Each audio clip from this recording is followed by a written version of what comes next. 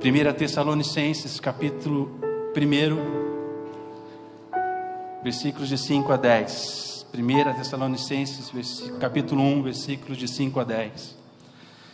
E diz assim a palavra do Senhor para nós: porque o nosso evangelho não chegou até vós tão somente em palavra, mas sobretudo diga assim comigo, em palavra, sobretudo em poder, no Espírito Santo e em plena convicção, assim como sabeis ter sido o nosso procedimento entre vós e por amor de vós. Versículo 6: com efeito, vos tornastes imitadores nossos e do Senhor, tendo recebido a palavra, posto que em meio de muita tribulação, com a alegria do Espírito Santo, de sorte que vos tornastes o modelo para todos os crentes na Macedônia e na Acaia. Porque de vós repercutiu a palavra do Senhor, não só na Macedônia e Acaia, mas também por toda parte se divulgou a vossa fé para com Deus, a tal ponto de não termos necessidade de acrescentar coisa alguma. Pois eles mesmos, no tocante a nós, proclamam que repercussão teve o nosso ingresso no vosso meio, e como deixando os ídolos,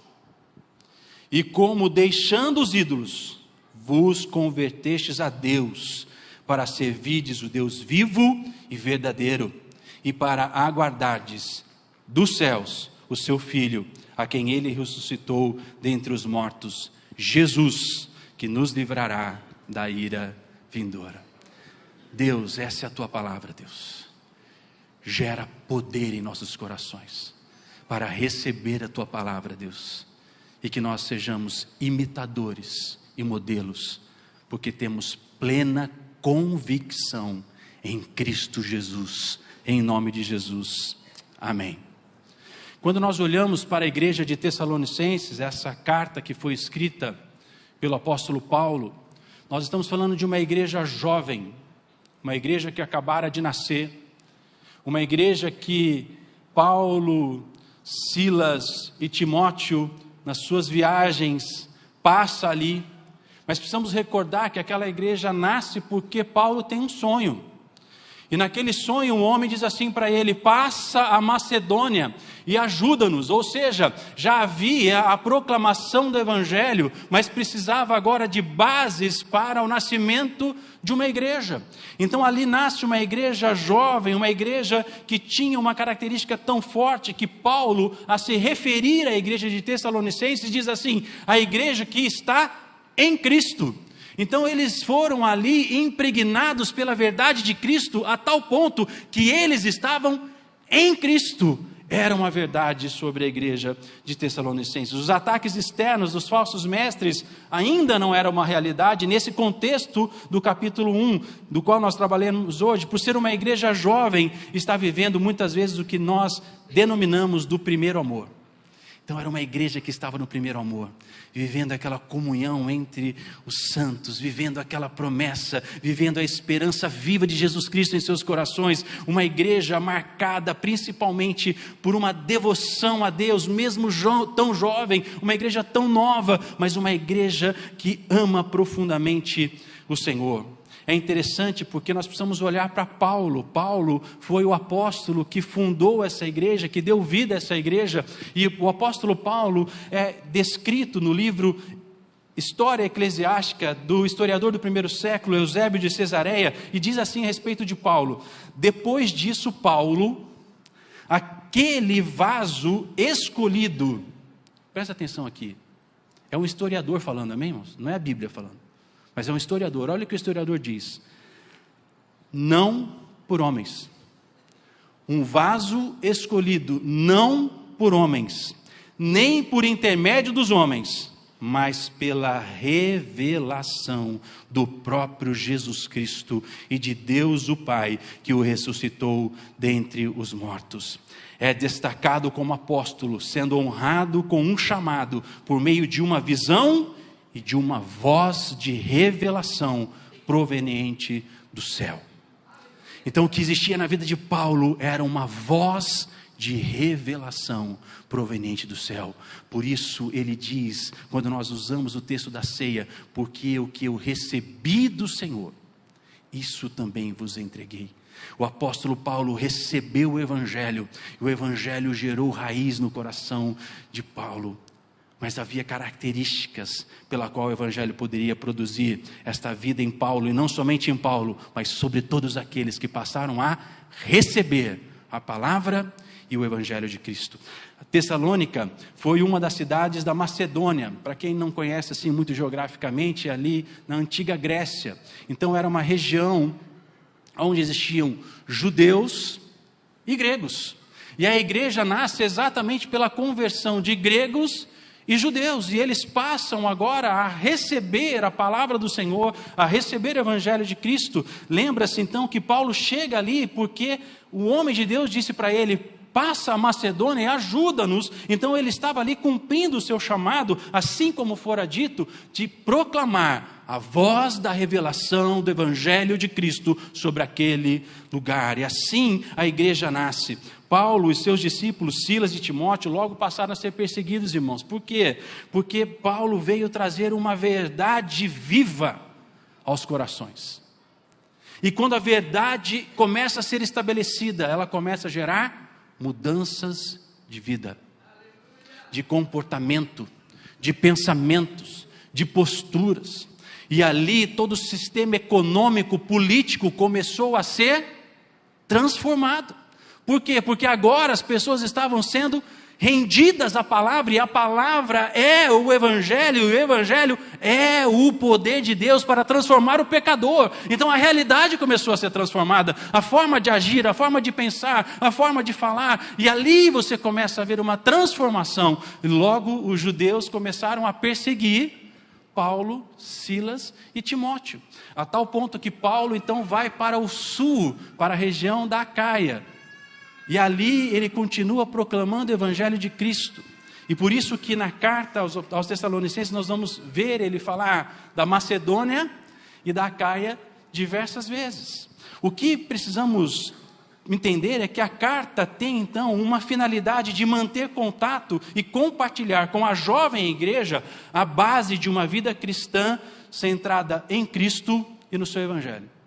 Então a carta aos Tessalonicenses, a primeira carta aos Tessalonicenses tem essa finalidade: manter o coração deles centrados no Evangelho de Cristo e no poder do Evangelho de transformar os corações. E ali eles estavam sendo impregnados. Outra coisa que precisamos observar, que também o livro História Eclesiástica nos traz, é o que estava acontecendo com o surgimento das igrejas. Olha que lindo. Sobre a influência e cooperação celestial, a doutrina do Salvador irradiou-se rapidamente pelo mundo inteiro, como raios de sol. Bem cedo, de acordo com a profecia divina, o som dos seus evangelistas e apóstolos inspirados tinha alcançado toda a terra, e suas palavras os confins do mundo, e todas as cidades e vilas, como um chão de um celeiro abastecido, rapidamente abundaram igrejas repletas de membros de todos os povos. Ide por todo o mundo, pregai o Evangelho a toda criatura. E ali começou a surgir igrejas como raios de sol. Por quê? Porque a voz do Evangelho começou a ser espalhada pelo mundo. A voz da revelação, a voz do poder de Deus que transforma, começou a alcançar os corações e transformar as realidades. O que se podia observar nesta igreja de Tessalonicenses era um ótimo progresso no desenvolvimento da fé e do amor. Paulo faz essa citação em sua abertura da carta, fazendo menção das suas orações, e revela o estado de como aquela igreja era marcada. Aquela igreja era marcada pela operosidade da fé, ou seja, Eu gosto muito da expressão do pastor Zé Lima, e eu gostaria, pastor Zé Lima, assim, muito humildemente, né, pedir permissão para o senhor para usar. O senhor nem sabe o que, mas o senhor vai permitir eu usar, amém? Quando o irmão Zé Lima diz assim: nós precisamos ter uma fé inteligente, não é isso? Ou seja, uma fé ativa, uma fé que se coloca em ação. Então é uma fé operosa, é uma fé que olha para as circunstâncias e diz assim: eu não temerei o amanhã, porque sei que o meu Redentor vive, e que Ele se levantará. Mas o pastor, você não está entendendo, está voando faca, está voando copo, está voando não sei o quê. Eu sei que o meu Redentor vive, e que Ele se levantará, e que Ele é poderoso para fazer o que eu preciso, em nome de Jesus. Então, uma fé que não olha para as circunstâncias, porque a fé é a certeza e a convicção das coisas que não se vê, mas daquilo que se espera. Eu olho e não vejo, mas declaro pela fé, em nome de Jesus, esse quadro mudará. Era uma fé operosa, uma fé ativa, uma fé inteligente, pegando ali o gancho do pastor Zé Lima, ou seja, uma fé que proclama a palavra, que declara a palavra, que declara a verdade, e essa verdade estava impregnando os corações ali. Mas também fala da dedicação, do amor de vocês, ou seja, uns cuidando dos outros.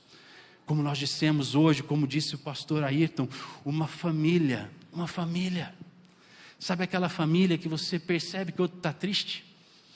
E que você se aproxima dele para orar e abençoar a vida dele. Ou você vê que aquele está muito alegre, aí você se aproxima para pegar a alegria dele para você, meu irmão. Sabe aquele que tem pouco, aquele que tem muito, se aproxima para repartir, para que ele não tenha tão pouco mais, agora nós temos igual. Isso é família. Isso é amor, isso é a dedicação de amor que existiu entre eles. Mas olha a terceira coisa, a firmeza da esperança que tem em nosso Salvador Jesus Cristo. Uma firmeza de esperança. Então, firmeza de esperança significa convicção. E quando eu estou convicto, nada me tira do curso. Eu vou caminhar com meu Deus, porque eu sei que Ele tem o que eu preciso. Eu não desvio nem para a direita, nem para a esquerda, mas eu permaneço. As pedras virão, irmãos, as pedras virão, mas o Senhor aplanará os caminhos. Os vales virão, mas o Senhor nos fará passar pelos vales. Os montes virão, mas o Senhor nos fará subir os montes. E nós continuamos, porque convicção, firmeza, esperança firmada no Senhor. Eu vou permanecer, mas passou um ano, eu vou permanecer, mas passaram 2 anos, eu vou permanecer, passaram 3 anos, eu vou permanecer, até ver a obra do Senhor completa na minha vida.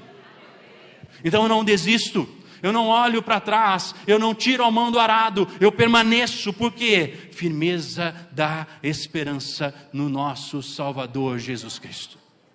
Então a proclamação do Evangelho gerou vidas transformadas pelo poder, libertas da idolatria, do engano dos falsos deuses. No tocante ao Evangelho, precisamos compreender o que o apóstolo Paulo revela nessa carta, porque o nosso Evangelho não chegou até vós, tão somente em palavras. Olha o que Paulo vai dizer. O nosso Evangelho não chegou até vós tão somente em palavras. Então, o Evangelho é a palavra da verdade. É a verdade que nos transforma. É a verdade que nos liberta. É a verdade que nos contradiz no nosso coração humano pecaminoso. E que diz para nós como nós devemos viver e agir se recebemos a natureza divina em nossos corações. E todos aqueles que estão em Cristo, nova criatura é. Então você é nova criatura em nome do Senhor Jesus. Nova realidade, nova natureza, nova forma.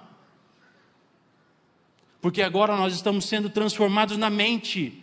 Uma mente de Cristo sendo projetada, impressa em nossa mente e em nossos corações. Por isso ele vai dizer: escrevi a tua palavra no meu, para não Então a palavra está sendo escrita em nossos corações, a palavra é a verdade de Deus que nos tira da força do pecado. Mas ele continua dizendo assim, mas sobretudo em poder. Porque o Evangelho é o poder de Deus para transformar. Porque o Evangelho é o poder de Deus para mudar a sua história. O Evangelho é o poder de Deus para transformar o seu destino. Você não tinha futuro, você não tinha promessa. Eu quero declarar em nome do Senhor Jesus, o seu destino é lindo, porque está na mão daquele que vive e reina para todo sempre. O seu futuro é glorioso, porque aguardamos a vinda do Mestre e do Salvador. Enquanto não há esperança para o mundo, para nós há uma esperança viva, gloriosa e verdadeira. Cristo em vós, a esperança da glória. Aleluia! Louvado seja o Senhor.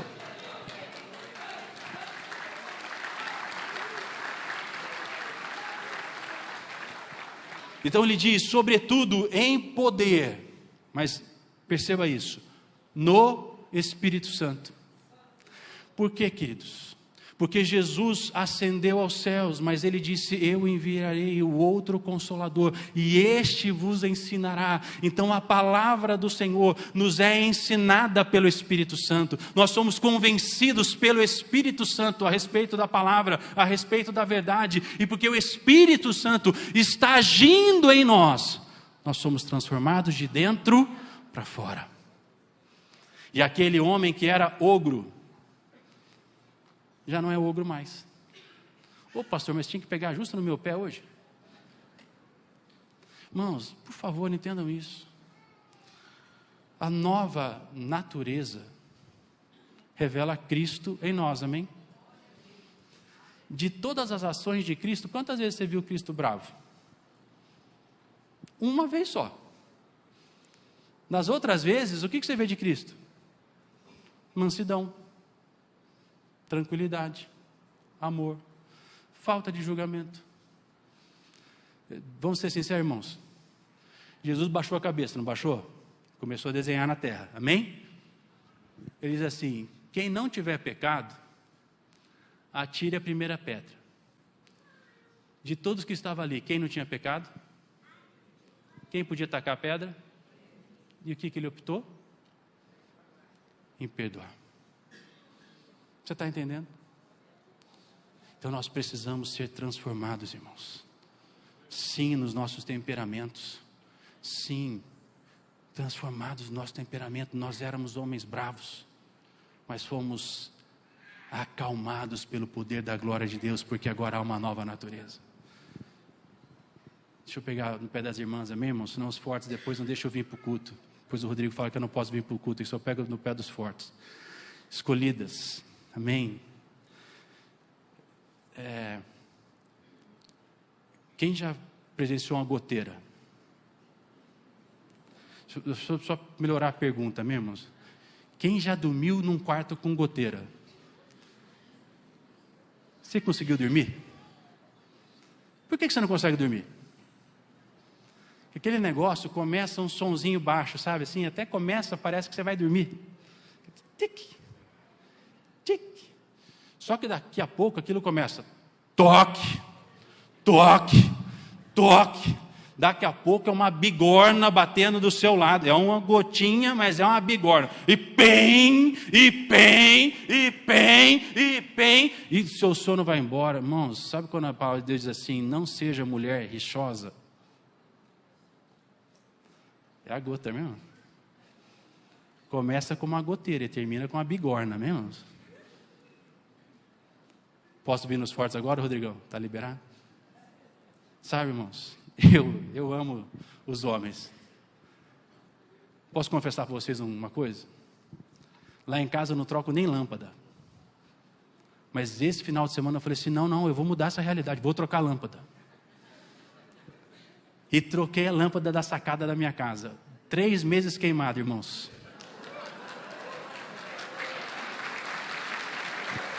Glória a Deus, glória a Deus. Está lá a cruz na sacada. A área de serviço, 2 meses sem luz, irmãos. Vou trocar. E o irmão que me vendeu falou assim, não, pastor, eu vou te ajudar. Falei, amém, me ajuda. Aí ele deu um pluguezinho assim, que ele falou, pastor, é só apertar de um lado e colocar o fio, apertar do outro e colocar o fio, está resolvido. Mas lá em casa não deu certo, porque o rapaz que instalou não cortou o fio do lado que tinha que cortar. Eu fui tentar fazer uma gambiarra, não deu certo. Irmão, tive que fazer do jeito certo. Descascar o fio, colocar o fio, passar fita isolante. E a luz está funcionando, glória a Deus, aleluia.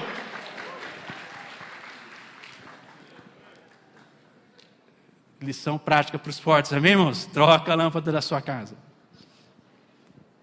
Sabe que nós precisamos entender uma coisa.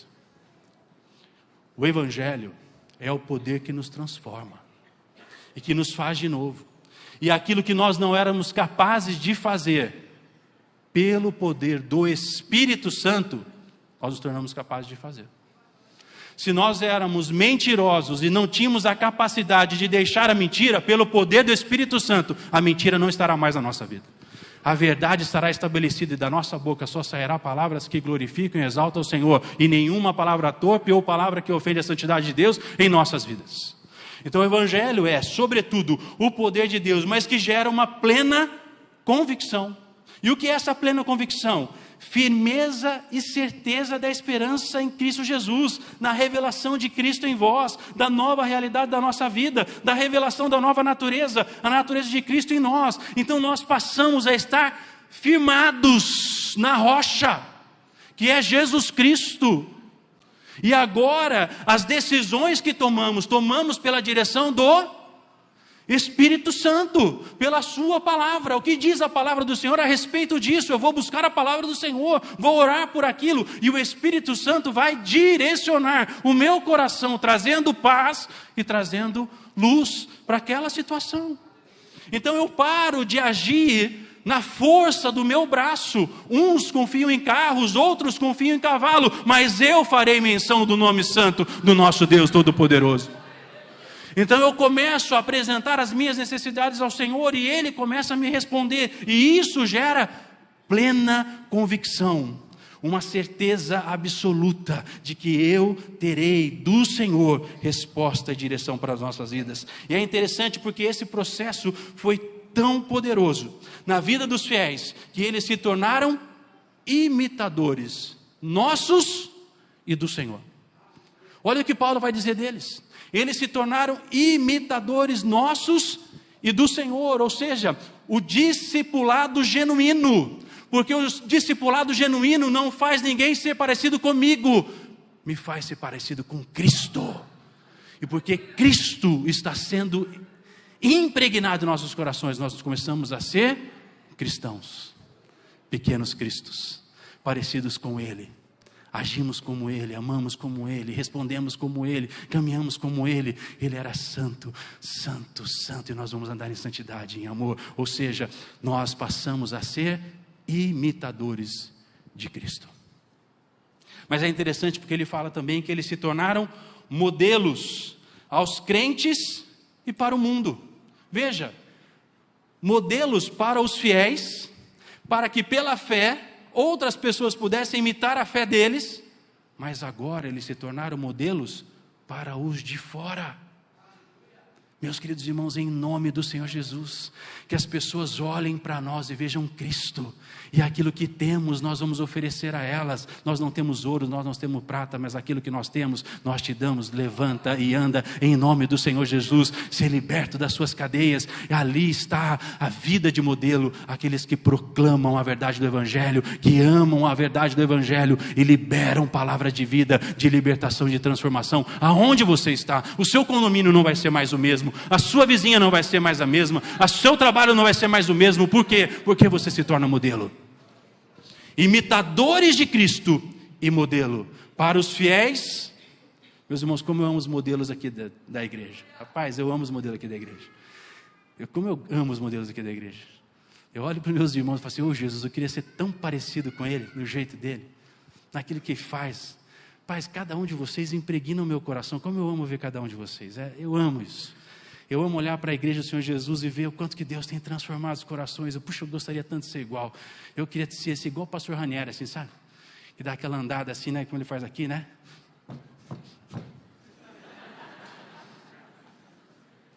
Cara, como é gostoso. Como é gostoso poder olhar para a fé do outro. Puxa, eu queria ser parecido. Rapaz, eu queria ser tão parecido com o Vitor. Mas o Vitor é inteligente até o último fio de cabelo. É que os fios de cabelo dele estão indo embora, meus irmãos, mas vamos orar por isso, né? Mas eu queria ser inteligente como ele. Ter a facilidade de assimilação e de entender coisas. Passamos a ser modelos uns para os outros. Amei o pastor Davi. O jeitinho dele, carinhoso, meigo. Não, quero amar o Jesus, quero viver com Jesus. Como eu quero viver assim? Amar Jesus, caminhar com Jesus. Então nós vamos sendo impregnados e somos modelos uns para os outros. Para o mundo e para os crentes. Mas o mundo precisa ver em nós a nossa fé. O mundo precisa olhar para nós e falar assim, o que você tem? Porque eu quero, eu preciso disso. E elas vão olhar para nós como modelos. E Paulo afirma algo poderoso quando ele diz assim, porque a partir de vocês, fala assim comigo, a partir de vocês. Meus irmãos, entendam isso. O Evangelho foi gerado e há uma voz, amém? Há uma voz, a voz da revelação e a voz do alto. E essa voz precisa repercutir. E ele diz assim, a partir de vocês, a palavra do Senhor repercutiu. Quantos querem essa realidade? Então diga assim, a partir de mim, a palavra do Senhor vai repercutir para Campinas, para São Paulo, para o Brasil e para o mundo. Mas é interessante, porque ele falou assim, repercutiu a partir de vós a palavra. Mas olha o que ele diz em segundo lugar. A fé que vocês têm em Deus repercutiu em todos os lugares. Então é a voz do Espírito, mas a voz da fé. A fé que declara que o meu Redentor vive e que eu sei que Ele se levantará em meu favor. Então a fé nos faz andar em segurança. A fé nos faz andar crendo no Senhor Jesus. A fé nos faz esperar aquilo que Deus tem. A fé nos faz crer que Jesus vai mover o céu e a terra em nosso favor, porque Ele é o Criador e estabelecedor de todas as coisas na face da terra. Mas entendam isso, quando Ele diz assim, a fé que vocês têm repercutiu em todo mundo. Quantos querem repercutir a fé nessa manhã? Pai, em nome de Jesus, eu libero, Senhor, o espírito da fé nesses corações agora, Deus. Para que a fé em Jesus Cristo, Deus, seja ativada nesses corações, Deus. E em nome de Jesus, que essa fé repercuta, Deus, pelo mundo, Deus. Para que todos creiam que há um Salvador e Redentor. Em nome de Jesus, amém. E eles receberam o Evangelho. Precisamos compreender a expressão receber o Evangelho. Porque esse receber, no original, significa eles tomaram para si, levaram consigo, concederam acesso. Então o Evangelho passou a ter acesso à mente e ao coração deles. Então não é simplesmente assim, chegou uma carta aqui, não. É receber aquela mensagem e aquela voz que falava, começou a falar ao coração e ao espírito deles, gerando transformação e vida. Então eles receberam a palavra e deram acesso à palavra, receberam favoravelmente, deram ouvidos, abraçaram, tornaram próprio deles. Eles aprovaram, receberam, isso é, tomaram sobre si. Então o Evangelho foi tomado sobre eles. E o Evangelho é o poder de Deus para transformar o pecador. Então eles receberam sobre eles o poder. O poder. O poder. E em nome do Senhor Jesus, eu quero declarar que essa igreja hoje recebe o Evangelho sobre si. E o poder de Deus virá para gerar em nossos corações aquilo que precisamos. Eles tomaram sobre eles a palavra do Evangelho, pela palavra e pelo poder do Espírito Santo, levando consigo essa verdade, concedendo acesso à transformação que o Evangelho gera. Ou seja, o Evangelho é o poder de Deus para transformar. O Evangelho produziu entre eles uma nova realidade poderosa. Qual foi a realidade deles? Olha o que Paulo vai dizer: deixando os ídolos, toda idolatria foi tirada da vida deles. Deixando os ídolos, percebe aqui, vos convertestes a Deus. Conversão significa mudança de direção, mudança de mente, mudança de vida. mudança de estação, mudança de realidade. Aquela realidade pecaminosa já não é mais a nossa realidade. A nossa realidade é celestial e gloriosa e provém do céu para nós. Agora nós somos novas criaturas em Cristo Jesus, lavados, remidos, transformados pelo sangue do Cordeiro. Então neles se converteram a Deus. E por último, para servir ao Deus único e verdadeiro. Eusébio vai dizer assim: os que em consequência dos enganos repassados a eles por seus ancestrais, tinham sido escravizados pela antiga doença da superstição idólatra, eram agora libertados pelo poder de Cristo, pelo ensino e pelos milagres de suas mensagens, e quando libertados dos terríveis senhores e emancipados das mais cruéis escravidões, por um lado, renunciavam a toda a multidão de deuses e de demônios, e por outro, confessavam que havia somente um Deus verdadeiro, o Criador de todas as coisas. O Evangelho tirou eles de cadeias, libertou eles completamente, e em nome do Senhor Jesus eu declaro, toda a cadeia está liberta agora na sua vida, em nome de Jesus. Vocês estão libertos para a glória do Senhor, porque sobre vocês só há um Senhor, e o nome dele é nome de liberdade, nome de poder, em nome de Jesus, e eles foram libertos pelo Evangelho. E foi exatamente isso que Paulo relatou a respeito deles, quando diz que eles foram libertos de toda idolatria, convertidos a Deus, e passaram a servir a Deus vivo e verdadeiro. E finalizando, a plena convicção então é a firmeza da fé. A plena convicção é a firmeza da fé, da esperança e do amor, que é gerada pelo receber o Evangelho, a palavra e o poder que transforma nossas vidas, nos levando à adoração ao único Deus invisível, verdadeiro, mas real. Que o Senhor nos leve a receber o Evangelho, gerando uma plena convicção em nossos corações, mentes e viver, para que possamos ser libertos, convertidos e servimos ao único Deus vivo, poderoso e real. E a plena convicção também gerou uma nova realidade, quando Paulo diz assim: porque eles aguardam do céu o seu Filho, a quem ele ressuscitou dentre os mortos, Jesus, que nos livra da ira vindoura. O que Paulo está dizendo é: a plena convicção nos faz compreender que estamos no mundo, mas não somos do mundo. Somos cidadãos dos céus e aguardamos a volta de Jesus para ela nos preparamos em santidade e em amor. Então a plena convicção gera firmeza, estabilidade, certeza, porque ela está firmada na esperança de Cristo Jesus. E a plena convicção nos faz tirar os olhos do mundo e nos faz olhar para aquele que virá nos buscar em glória, e para esta volta nós nos preparamos. Pai,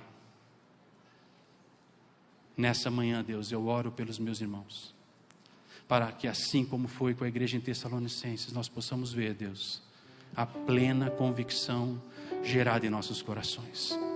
E essa plena convicção, Senhor, é resultado do Evangelho, que é a palavra de Deus que nos liberta, mas sobretudo o poder de Deus que nos transforma.